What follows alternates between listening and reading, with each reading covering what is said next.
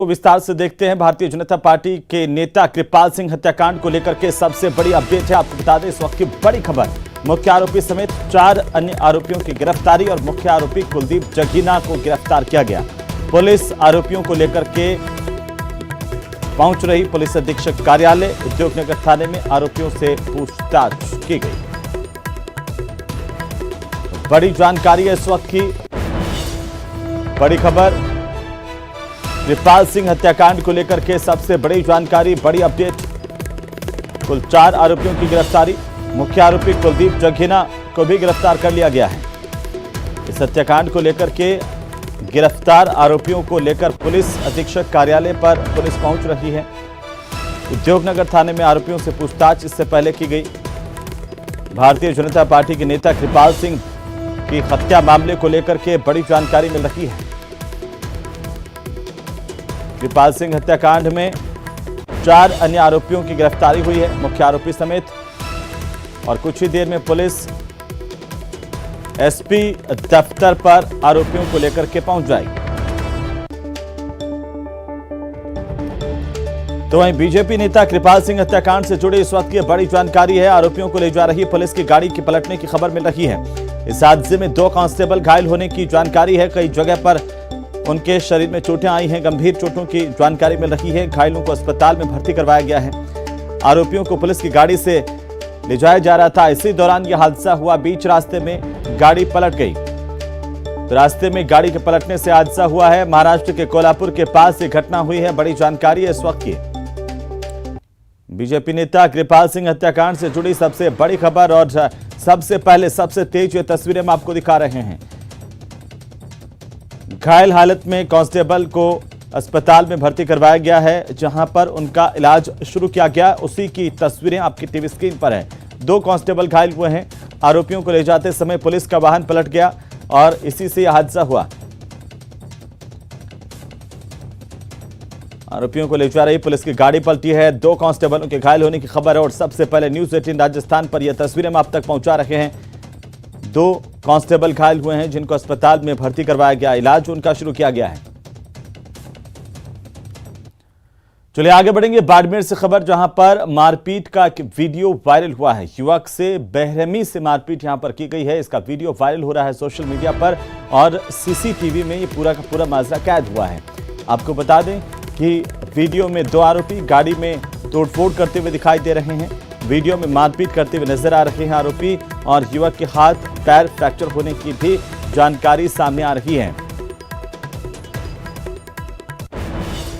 फिलहाल युवक का जोधपुर में इलाज जारी है और ये तस्वीरें देखिए। सबसे पहले न्यूज़ 18 राजस्थान पर यह तस्वीरें, बाड़मेर में मारपीट का ये वीडियो वायरल हुआ है।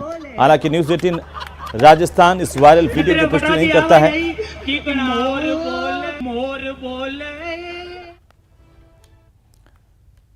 चलिए आगे बढ़ेंगे। आयकर विभाग की मिड डे मील घोटाले में चल रही छापेमारी का आज 5वां दिन है और ऐसे में अधिकांश ठिकानों पर आज छापेमारी खत्म होने की संभावनाएं हैं। जयपुर समेत अन्य शहरों में छापेमारी की जा रही है। 110 करोड़ रुपए की आयकर चोरी अब तक सामने आ चुकी है। राजस्थान और उत्तराखंड में बड़ी संख्या में काली कमाई से जुड़े दस्तावेज आईटी को मिले हैं और इसमें गृह राज्य मंत्री राजेंद्र यादव से जुड़े ठिकानों पर आयकर विभाग की ओर से छापेमारी की गई थी। कमलजीत राणावत, सतीश मूलचंद व्यास के ठिकानों पर से भी दस्तावेजों की जब्ती की गई है आयकर विभाग की ओर से। इनमें 2.25 करोड़ रुपए की नकदी और आभूषण जब्त किए गए हैं। 5वें दिन ज्यादातर ठिकानों पर कार्रवाई अब पूरी हो चुकी है। आपको बता दें कि मिड डे मील घोटाले में गड़बड़ी को लेकर के आयकर विभाग की छापेमारी का 5वां दिन है और आज करीब करीब तमाम जगहों से यह कार्रवाई पूरी हो गई है। 110 करोड़ रुपए से ज्यादा कि काली कमाई से जुड़े हुए दस्तावेज आयकर विभाग को मिले हैं। 2.25 करोड़ के नकदी और आभूषण आयकर विभाग की टीमों ने अलग अलग जगहों से जब्त किए हैं। आपको बता दें कि राजस्थान के गृह राज्य मंत्री राजेंद्र यादव के ठिकानों पर भी आयकर विभाग ने दबिश दी थी, छापे डाले थे और अब ये जानकारी सामने आ रही है कि इन छापेमारी के दौरान कई दस्तावेज सामने आए हैं जो काली कमाई से जुड़े हुए हैं। जयपुर समेत कई शहरों में ये छापेमारी की जा रही थी। 110 करोड़ रुपए से ज्यादा के दस्तावेज आयकर विभाग ने बरामद किए हैं। दरअसल मिड डे मील घोटाले में गड़बड़ी को लेकर के ये छापेमारी अलग अलग हिस्सों में की गई थी। चलिए आगे बढ़ेंगे और इसी बीच बड़ी खबर है श्रीगंगानगर से, जहां पर पाकिस्तानी घुसपैठिया पकड़ा गया है। बड़ी जानकारी न्यूज 18 राजस्थान पर सबसे पहले श्रीगंगानगर में पाकिस्तानी घुसपैठिया पकड़ा गया है। ये बड़ी जानकारी है, अंतर्राष्ट्रीय सीमा पर इस घुसपैठिए को पकड़ा गया है। दरअसल जानकारी के मुताबिक कोहली चेकपोस्ट के पास बीएसएफ ने इस पाक घुसपैठिए को दबोचा है। अब इससे पूछताछ की जाएगी। केसरी सिंहपुर थाना इलाके में इसे पकड़ा गया है। पाक घुसपैठिया पकड़ा जाने की जानकारी सामने आ रही है। सुरक्षा एजेंसियों की ओर से इस घुसपैठिए से पूछताछ फिलहाल जारी है। बड़ी जानकारी है इस वक्त की। भारत पाक अंतर्राष्ट्रीय सरहद से यह बड़ी गिरफ्तारी हुई है। श्रीगंगानगर में भारत पाक सीमा पर पाक घुसपैठिए के पकड़े जाने की सबसे बड़ी खबर हम आपको बता रहे हैं। सबसे पहले इस घुसपैठिए की तस्वीर आप न्यूज 18 राजस्थान पर देख पा रहे हैं। ये जो तस्वीर आप देख पा रहे हैं, ये पाक घुसपैठिए की तस्वीर है जिसे बीएसएफ की ओर से पकड़ा गया है। भारत पाक अंतर्राष्ट्रीय सीमा पर इसकी गिरफ्तारी हुई है। अभी इससे और जानकारी आना इस पूरे मामले को लेकर के बाकी है। सुरक्षा एजेंसियां अब इससे पूछताछ कर रही है। कोहली चेकपोस्ट के पास बॉर्डर सिक्योरिटी फोर्सेस की ओर से इसे दबोचा गया है। सीमा के पास से पाक घुसपैठिए की गिरफ्तारी इस वक्त की सबसे बड़ी खबर। पश्चिमी सरहद से सबसे बड़ी जानकारी सामने आ रही है। श्रीगंगानगर के पास भारत पाक सीमा पर से बड़ी गिरफ्तारी की गई है। न्यूज 18 राजस्थान पर सबसे पहले यह खबर आप देख पा रहे हैं।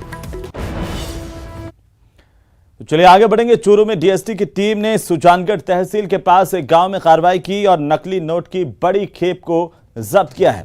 इस मामले में पुलिस ने 2 आरोपियों को गिरफ्तार किया है। नकली नोटों के इस कारोबार के खुलासे को लेकर के पिछले 1 महीने से लगातार पुलिस प्रयास कर रही थी। पुलिस को इस तरह के इनपुट मिले थे और इसके बाद पुलिस लगातार प्रयास कर रही थी इस पूरे के पूरे नेटवर्क का खुलासा करने को लेकर के, और इसी से अंदाजा इस बात का लगाया जा सकता है कि 1 महीने में आरोपियों ने जिले में आखिरकार कितने नकली नोट खपाए होंगे। आरोपी कलर प्रिंटर के जरिए असली नोटों की फोटोकॉपी तैयार करते थे, जिसमें चमकीली टैप लगा करके हूबहू असली जैसा बना देते थे। पुलिस ने अभी करीब 1,23,000 के 200 और 100 के नकली नोट पकड़े हैं। अभी ये पुलिस के लिए किसी चुनौती से कम नहीं होगा कि आरोपियों ने आखिरकार कब से और कहां-कहां नकली नोटों की खेप को खपाया होगा। इस पूरे नेटवर्क में इनके साथ कौन-कौन लोग हैं, और ये तस्वीर इन लोगों की है जिन्होंने भारत की करेंसी की नकल की और अब इनकी गिरफ्तारी हुई है। चलिए आगे बढ़ेंगे। नागौर शहर की जोधपुर बाईपास रोड पर 2 होटल संचालकों के बीच पुरानी रंजिश के चलते हुई फायरिंग के मामले को लेकर के आखिरकार पुलिस ने 3 आरोपियों को गिरफ्तार किया है। इस घटना में होटल संचालक को गोली लगी थी, जिसका जोधपुर में उपचार चल रहा है। घटना में शामिल 3 आरोपियों को पुलिस ने गिरफ्तार कर लिया है। बाकी आरोपियों की गिरफ्तारी की कोशिश पुलिस की ओर से जारी है। ये तस्वीरें देखिए। इन 3 आरोपियों को जिनको गिरफ्तार किया गया, इन पर आरोप है कि इन्होंने फायरिंग की, होटल संचालक पर जान से मारने की कोशिश की।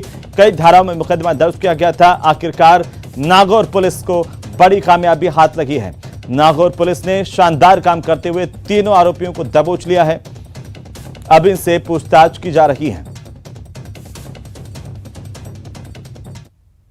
हमें ये सूचना प्राप्त हुई थी कि महिंद्रा होटल, जो कि कोतवाली थाना एरिया में है, वहाँ पे किसी गाड़ी को रोककर, क्रेटा गाड़ी को रोककर उसके जो चालक है उसके साथ में मारपीट की गई है और फायरिंग की गई है और उसके साथ गंभीर मारपीट की गई है। घटना की गंभीरता को देखते हुए श्रीमान एसपी साहब के निर्देशन में एसएचओ कोतवाली, एसएचओ सदर, मैं स्वयं, एडिशनल साहब सभी पहुंचे थे मौके पे। और मौके पे पहुंचने के बाद में वहां का सूक्ष्म विश्लेषण किया गया उस घटना स्थल का।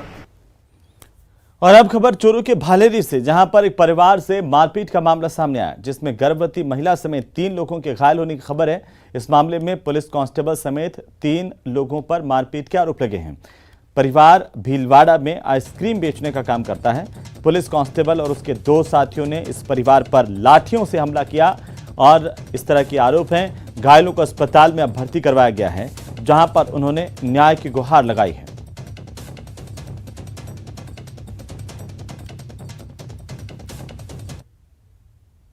और पीछे से गाड़ी लेकर आए 2-3 गुंडे, वो मेरे पीछे लगा दी। पीछे लगा कर मैं गेट में घुसने लगा और मेरी फेट पकड़ के नीचे डाल दिया और मेरी बच्ची को भी मार दिया और मेरे को भी पीटा और मेरी घरवाली को भी पीटा। तो मेरे वो पीछे आए मेरे पापा की और गाड़ी आंटी थी तो अंदर नहीं आने दे रहे थे और पापा की यहाँ से गर्दन पकड़ी और टी शर्ट पकड़ा था। तो मैं पास में गई तो मेरे हाथ में भी लाठी की मारी और पेट में ईंट की मारी और पैर में भी मारी। उधर कोटा के तलवंडी के बिजासन मंदिर में हुई चोरी की लाइव वारदात के मामले में सुराग नहीं लगने के बाद आखिरकार स्थानीय लोगों ने अपने स्तर पर नए घंटे लगवाए हैं। कांग्रेस नेता दुष्यंत सिंह ने चोरी किए गए घंटों के स्थान पर नए घंटे खरीदे और मंदिर में स्थापित किया। स्थानीय लोगों का कहना है कि पुलिस मामले की जांच कर रही है, लेकिन कब तक आखिरकार इस मामले का खुलासा होगा ये अभी कहा नहीं जा सकता। इसीलिए अभी घंटे नए खरीद करके लगवा दिए गए हैं। फिलहाल पुलिस अब पूरे मामले को लेकर जांच कर रही है। चोरी की ये वारदात सीसीटीवी के कैमरे में कैद हुई थी। बहरहाल पुलिस अब पूरे मामले को लेकर सीसीटीवी फुटेज के आधार पर चोरों की तलाश में जुटी हुई है। सेक्टर 2 एवं 3 में लगातार चोरियों की वारदात हो रही है। वहीं आप देख सकते हैं आज मंदिर परिसर में बिजासन माता मंदिर है, यहाँ पर रात को 3 बजे चोर घुसे थे। उन्होंने आके जो घंटे लगे हुए थे उनको चोरी करके हाथ साफ किया गया। 3 घंटों की चोरी करी। अब ये नया घंटा हम और लेके आए हैं। अभी में हमने लगाया, दुष्यंत जी गहलोत ने इसमें सहयोग किया है और ये लगा भी दिया गया है। मैं तो यही कहना चाहूँगा कि ज़्यादा से ज़्यादा लोगों को जागरूक करें और प्रशासन को भी जागरूक होना चाहिए। इस तरह की घटनाएं, चलिए ये तो एक मंदिर की बात है, यहाँ तो फिर कोई नहीं है कहने वाला, क्योंकि भगवान है, भगवान के तो सभी। उधर झुंझुनू के नवलगढ़ में एक स्कूल व्याख्याता की कार पिस्टल की नोक पर 2 बदमाश लूटकर फरार हो गए। जानकारी के मुताबिक पीड़ित सुबह करीब 4 बजे झुंझुनू से जयपुर जा रहे थे और इसी दौरान वे चाय पीने के लिए रुके। इस दौरान 2 अज्ञात बदमाशों ने पिस्टल दिखा करके उनकी कार चुराई। हालांकि पीड़ित व्याख्याता ने ऑटो से बदमाश का पीछा भी किया, लेकिन वे फरार होने में कामयाब हो गए। पुलिस ने सूचना पर नाकाबंदी करवाई है। आरोपियों की तलाश जारी है।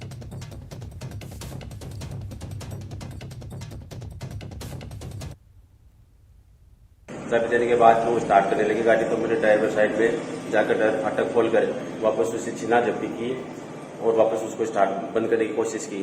तो उन्होंने अंदर से पिस्टल तान दी और मुझे वापस पीछे होना पड़ा।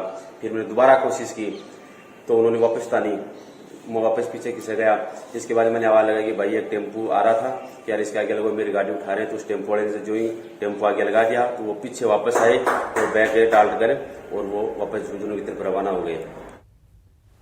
चलिए आगे बढ़ेंगे और इसी बीच उदयपुर से बड़ी खबर है, जहां पर तालाब में डूबे व्यक्ति का शव आखिरकार बरामद कर लिया गया है।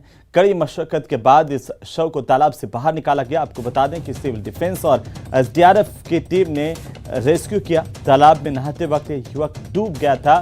पुलिस ने युवक का शव मोर्चरी में रखवाया है। मामले की जांच पुलिस की ओर से की जा रही है।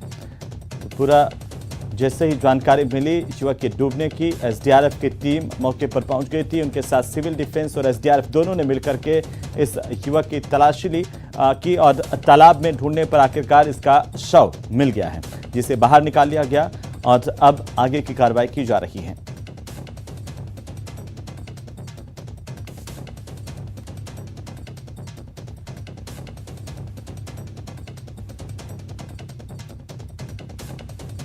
कड़ी मशक्कत के बाद यह शव बाहर निकाल लिया गया है।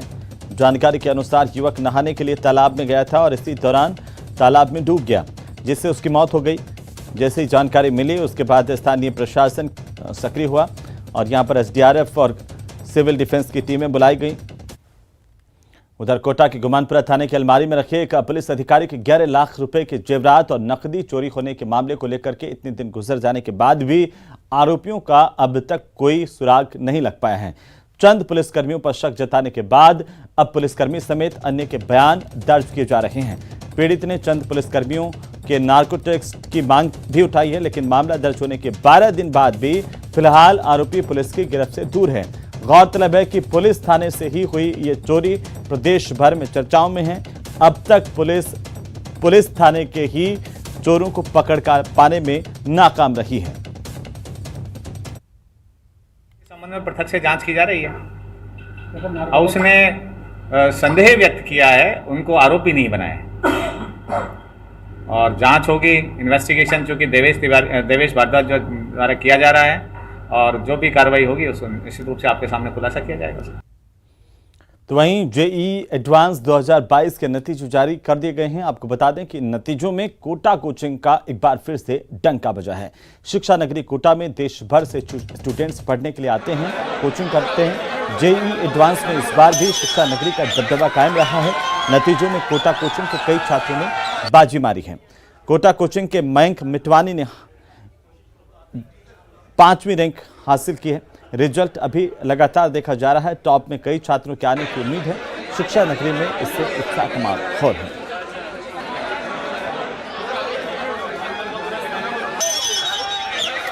फिफ्थ रैंक है सर मयंक मोटवानी की हमारे यहाँ से, और इसकी KPI में 11th में फर्स्ट रैंक थी। उसके अलावा ओलंपियाड में जो देश का प्रतिनिधित्व करते हैं 35 बच्चे, उसमें भी इसका नाम था। और टॉप 10 में भी रिलायबल से एक ही रैंक है, बाकी और इंस्टीट्यूट की मुझे जानकारी नहीं है। और अब बात जेईई एडवांस 2022 के सिटी टॉपर की।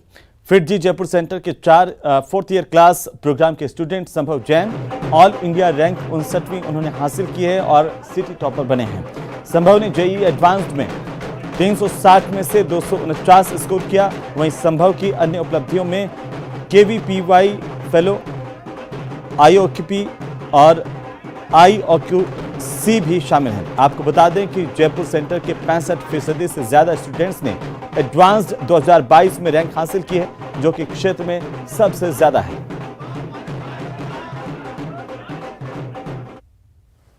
मैं मानता हूँ सबसे इम्पोर्टेंट है रेगुलर स्टडीज़। जेईई ऐसा नहीं है कि आप 1 मंथ स्टडी करो आप बहुत अच्छा कर लोगे। आप रेगुलरली 2 ईयर स्टडी करें, सब जो आपके टीचर्स इंस्ट्रक्ट करें वैसे फॉलो करें, तो इतना डिफ़िकल्ट नहीं है, आप आराम से कर सकते हैं। और फिटजी ने कैसे आपको सपोर्ट किया? फिटजी के टीचर्स फैकल्टीज़ हमेशा रेडी रहते हैं। फिटजी का मटेरियल बहुत अच्छा है, हमारे सारे डाउट्स क्लियर हो जाते हैं। फिटजी का टेस्ट सीरीज़ बहुत अच्छी है, तो ऐसा कभी कुछ बैकलॉग वगैरह कुछ फील नहीं हुआ और नॉर्मल चलता रहा और रिजल्ट आ गया। इस पेंडेमिक में लास्ट 2 साल में बहुत सारे डिफ़िकल्टीज़ रहीं एंड उसमें ना केवल जेईई एडवांस में, जेईई मेंस में भी फिटजी ने all India rank 1 the and 3 दिया। और आज संभव जैन ने जयपुर सिटी टॉप किया और रैंक 59 करके हम सबको प्राउड फील कराया। चलिए आगे बढ़ेंगे और इससे बीच अब बड़ी खबर में आपको बता दें, बीजेपी नेता कृपाल सिंह हत्याकांड को लेकर के बड़ी जानकारी है। पुलिस ने आखिरकार मामले का खुलासा कर दिया है। कोल्हापुर के पास से 4 आरोपियों की गिरफ्तारी हुई है। पुलिस के मुताबिक गोवा जाने की फिराक में आरोपी थे और इसी दौरान धर दबोचा गया है। महाराष्ट्र पुलिस के सहयोग से यह बड़ी गिरफ्तारी हुई है। बड़ी खबर इस वक्त की, पुलिस ने मामले का खुलासा किया है। पुलिस की तरफ से दी गई जानकारी के मुताबिक महाराष्ट्र पुलिस के सहयोग से यह बड़ी गिरफ्तारी की गई है। कोल्हापुर के पास से 4 आरोपियों की गिरफ्तारी हुई है। जो इस हत्याकांड में मुख्य आरोपी है उसको भी दबोच लिया गया। मुख्य आरोपी समेत 4 आरोपी अब पुलिस की गिरफ्त में हैं, जिनसे पूछताछ बाकी है। गोवा जाने की फिराक में आरोपी थे, लेकिन उससे पहले ही राजस्थान पुलिस ने महाराष्ट्र पुलिस के सहयोग से इन 4 बदमाशों को धर दबोचा। कोल्हापुर के पास से 4 आरोपियों की गिरफ्तारी की गई है। दोनों टीम ने मिलकर इनको धर दबोचा और जस्ट कोल्हापुर और गोवा के बीच में 1-2 घंटे का रास्ता है। हमने जस्ट गोवा पहुंचने से पहले उनको धर दबोचा और उनके सारे ऐशो आराम के इरादों पर पानी फेर दिया हमारी टीम ने। कौन कौन लोग पकड़े हैं सर? हमने 5 मुलजिम गिरफ्तार किए हैं, जिसमें मेन मुलजिम आपको पता है कुलदीप जगीरा था, जो कि मेन अभियुक्त है। उसके साथ विजय पाल, पता होगा, प्रभाव, और हमारे 2 अन्य मुलजिम हैं, राहुल और विश्वेंद्र, नाम है, बिट्टू बोलते हैं, विश्वेंद्र और राहुल। तो चलिए इसी के साथ ही बुलेटिन फिलहाल इतना ही। आप देखते रहिए न्यूज़ 18 राजस्थान। नमस्कार।